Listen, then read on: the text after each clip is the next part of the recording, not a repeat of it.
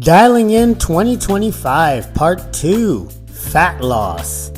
Alright folks, day 994, we're within a week of 1,000 days unbroken training, and also 2025, the new year, new you, self-improvement, onwards and upwards, the whole thing. So in Part 1, we talked about things that we should pay attention to in order to maximize our muscle gain goals for 2025. Today, we're going to flip the script and we're going to talk about fat loss, a reduction in adiposity, leaner and meaner, Shredsville. All right, so like in the muscle video, we have some primary levers to consider, okay?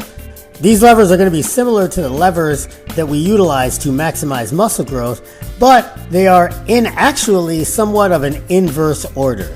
These levers are going to be from least to most important. Number one, how you train. I know that's going to be a bitter pill to swallow for some of you, and it took me many years to figure this out. Training is actually going to be the least important of the big three levers when it comes to a reduction in adiposity.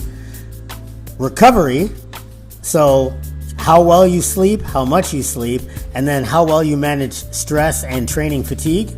And then lastly, and most important of the three, is going to be some form of restriction of nutritive inputs. So in simple terms, your deficit. But the amount of deficit, how you do it, and whether or not that is amenable to your psychology. All right, so let's cover training first, since it's the least important, and I want to explain why that is the case. First of all, when we talk about training, we're not just talking about moving around to burn calories, all right? Because really, kind of like how I skipped talking about recovery in the muscle gain portion, while it is important, just as while burning calories is important, it is by far the least important of everything we're going to talk about today, to the point where I'm not even going to include it in the top three list.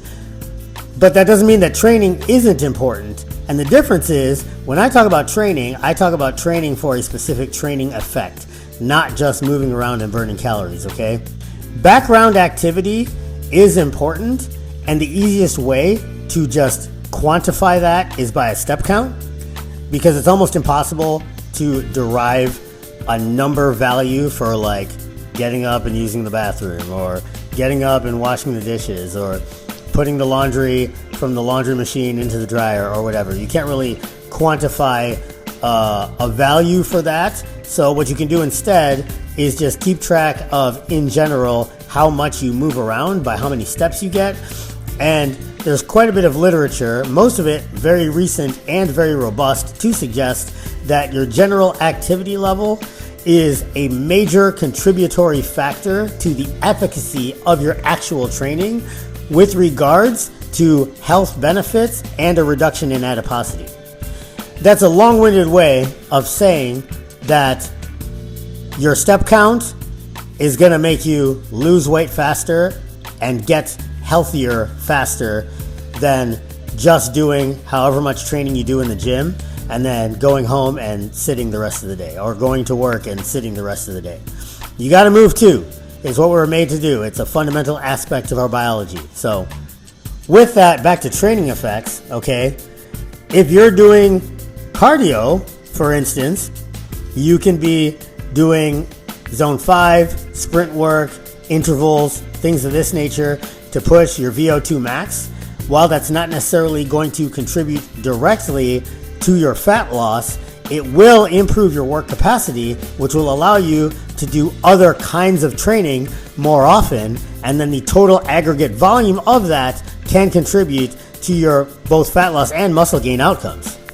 Then there's your lower end, zone 2. We're not going to talk about zone 1 because that's basically just your day-to-day moving around, walking, etc. But then there's your zone 2, which increases your mitochondrial density and improves your bioenergetics, in other words, energy utilization, particularly fat oxidation, oxidative phosphorylation. Then, of course, with resistance training, you have a tremendous service to your overall reduction in adiposity, because Not only do you have the energy cost of the training itself, which, spoilers, is a lot less than most people think, despite how tired it makes you feel, but you have the cost of the anti-catabolic healing repair process, and then the anabolic muscle building process long after, in some cases days after, you did your training of resistance in the first place. Cost notwithstanding, the primary benefit of having additional muscle tissue is that you have a massive pocket to store additional carbohydrates in the form of glycogen outside of your bloodstream without having to convert them into fat through the liver and just carry around this extra adipose tissue. The process of building and retaining muscle is very energy costly, which is why oftentimes muscle is referred to as metabolically active tissue. So one way to just get and stay lean is to build and retain a lot of muscle. Okay, so that's like a lot with training, and it seems like training is more important, but there is kind of a bit to cover there. Now, as far as recovery, all right, you lose the greatest amount of fat while you're asleep. Why is that? It's kind of counterintuitive because you're not actively doing anything, but a lot of the passive processes that go on behind the scenes in your body are very energy costly.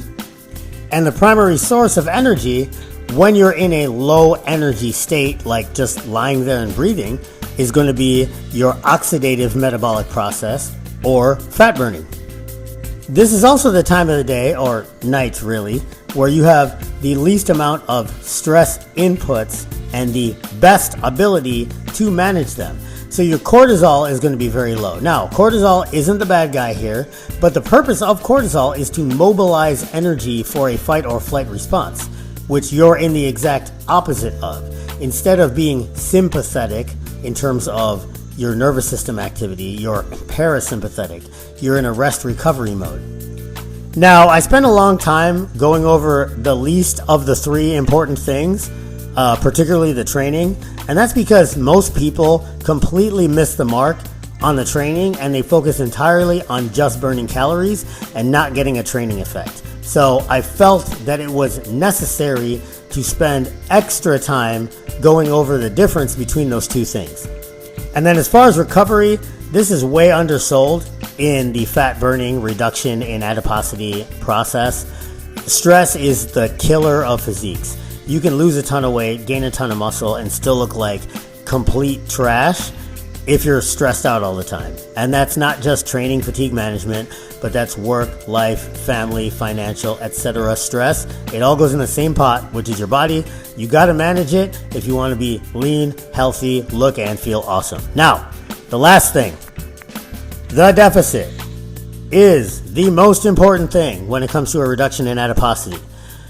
How do we achieve the deficit? Well, obviously we eat less, right? Total overall input is what matters most.